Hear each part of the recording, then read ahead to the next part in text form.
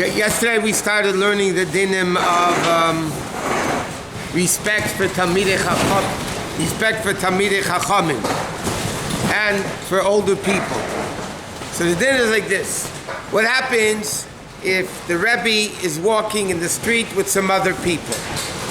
So halachically, the Rav walks in the middle. The one of the two which is greater walks on his right, a little bit behind him. And the second one walks in the left, a little bit behind him. In other words, the Rav walks in front, that's respect. And respect is that the the other greater one's on the right and the other one's on the left. And, okay. Now, it's a very big aveda to embarrass Talmidei Chachamim. There's a whole question when they make these in the yeshivas, to make these Purim spills on Purim. They make a play and they always make fun of everybody in the yeshiva, including the Rosh Yeshivas. So, but there's a lot of response written on that, by the way, if it's right, if it's not right.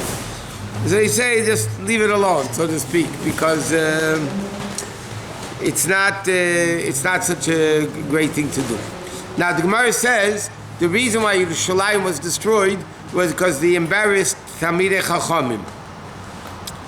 And therefore it says whoever embarrasses a Talmid Chacham has no chelik in Olam Haba.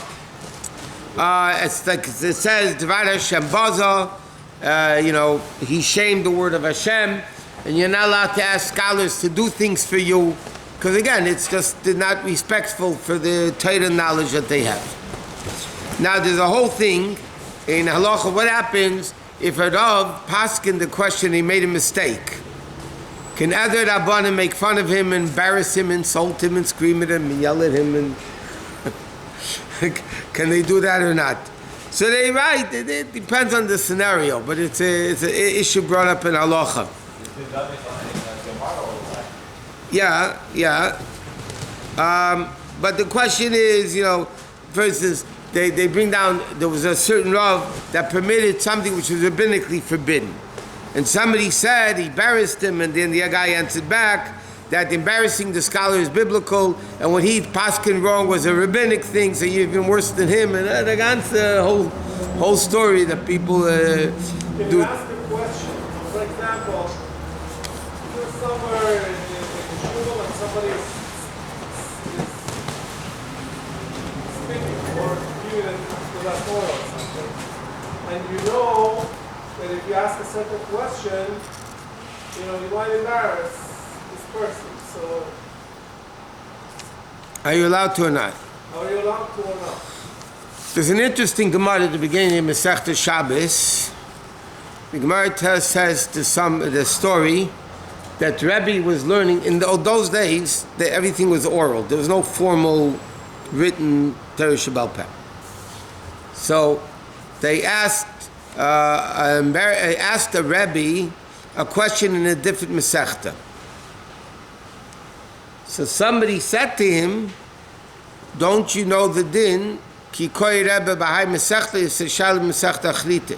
When somebody is learning one Masechta, that means he's totally involved in the learning. Don't ask him a different Masechta, because it's not something today you look up. Okay, you close the book, you look up, And he says, if he wouldn't have been a great person that knew everything, you would embarrass him. But that's what the Gemara said. But in Halacha it says that doesn't apply today, because today everything's written in the books. So because everything's written in the book, even though it's from one thing to the next, it doesn't matter, because he can look it up, so he won't get embarrassed. He has no access to it. He's standing on the podium. No, but they could look it up. You're just being honest. You have a question. Honest question. That's between you and God. If it's an honest question, and you're out there to embarrass the person, then you're not allowed to. Soon we're going to learn a din of a kohen in the same siman here. The Mishnah says, Talmid Chacham Mamzer Kedem L'Kohen Gadol Ama Oretz. Okay? That was, the halacha is we don't do like that today. But when you have to give out honors, a kohen goes first and a late. So it says, a Talmid Chacham, who is a mamzer, comes before a Kohen Gadol who's an illiterate. Okay? So the story with the Shagas Aryeh, Yeshiva Shaworld knows, the Shagas Aryeh wrote a lot of Svarim. Shav Shemaitzi, he wrote before his Bar Mitzvah, he wrote a lot of Svarim. So, but he had a very chutzpahdik, he was a chutzpahdik guy. He learned Shas 600 times. Okay? It says in Agdam, he learned Shas 600 times. The Mittler Rebbe said, I think the Mittler Rebbe said that the Alter Rebbe's 16 times Shas was better than his 600.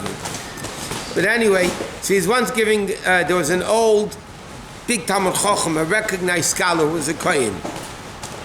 And he was giving a lecture in front of a lot of people. And Shagasai was this young guy. And in the back of the room, he started refuting him from all over the place.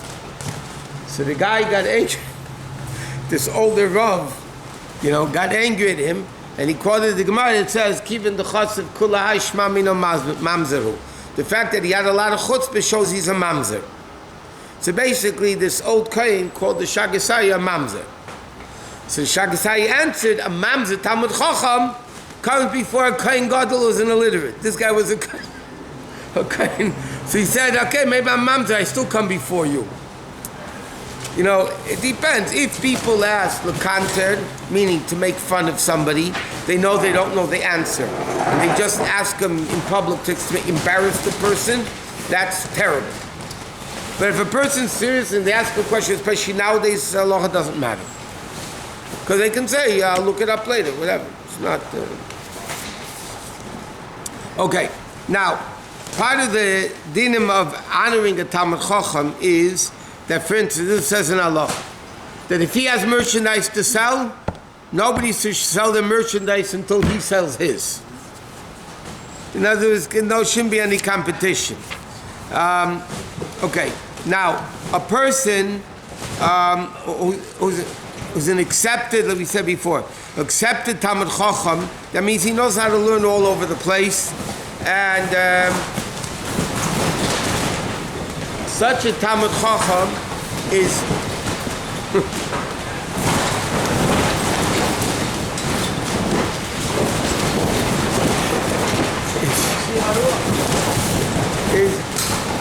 is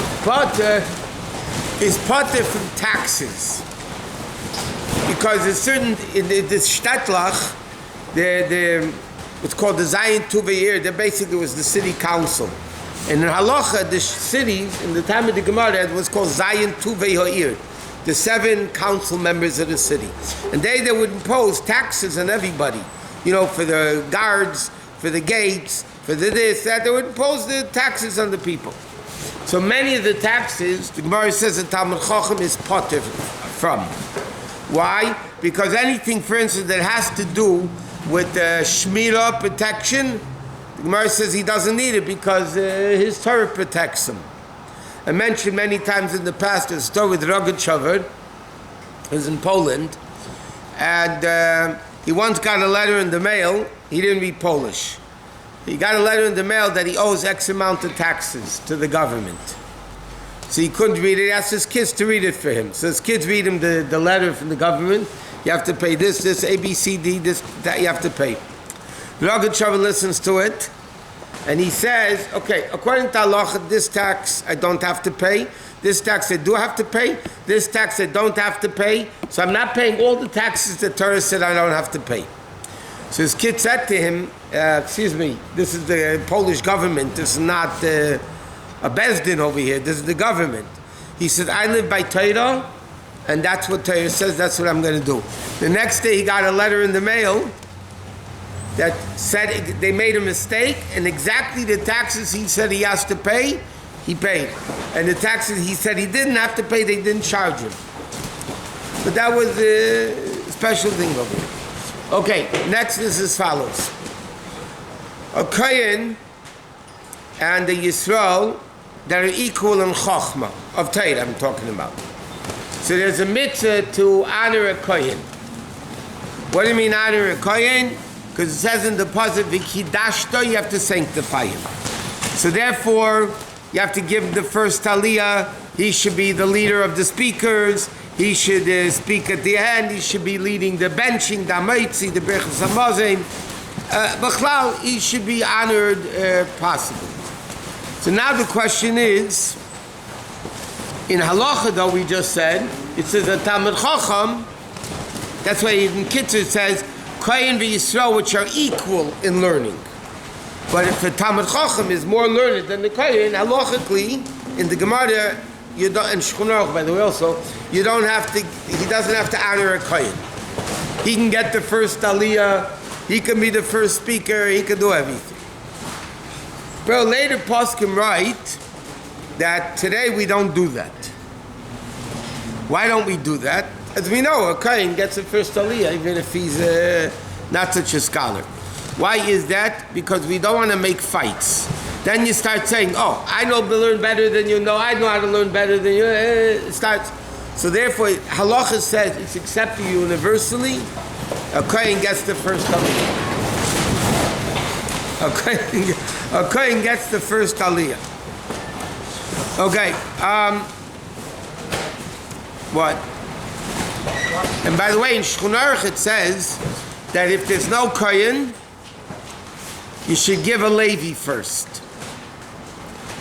And Alter Rebbe, in fact, in Shulchan Aruch, I didn't find a source for it, but Alter Rebbe says in Shulchan Aruch that if you do Marichen Yamav U'Shneisem, you live long.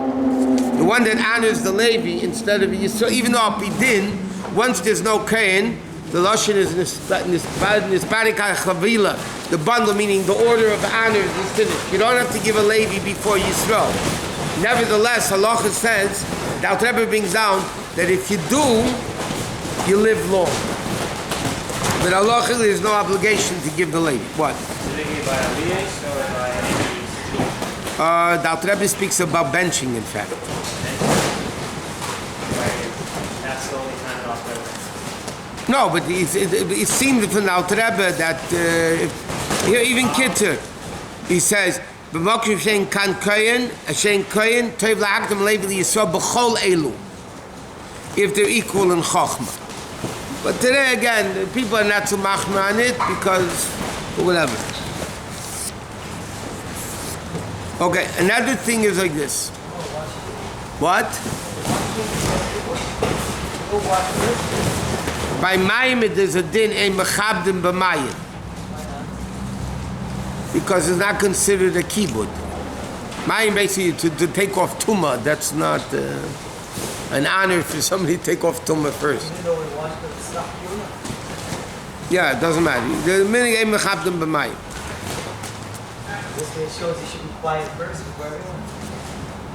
B'chlal, certain people should wash in the morning and not make a meitzi until the next day. They'll be quiet a whole day. Be a good idea. Okay, next is like this. The last sif over here is, you're not allowed to use a kohen to ask to do things for you. It's like Moel Behegdish, it says.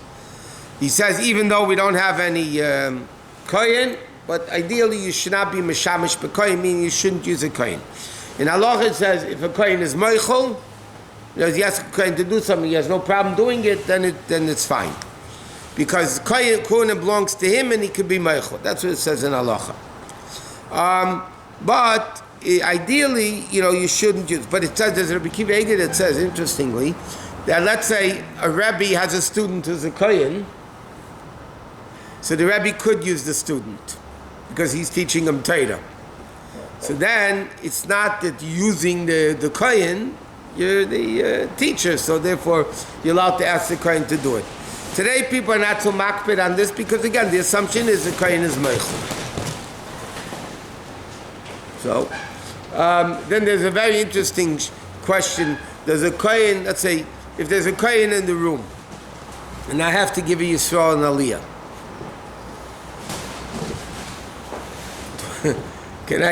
what do I do? So many places the minig is they walk out. They walk out until you call up the kohen, and when he starts the bracha, then the kohen walks in and you say, En kan kohen.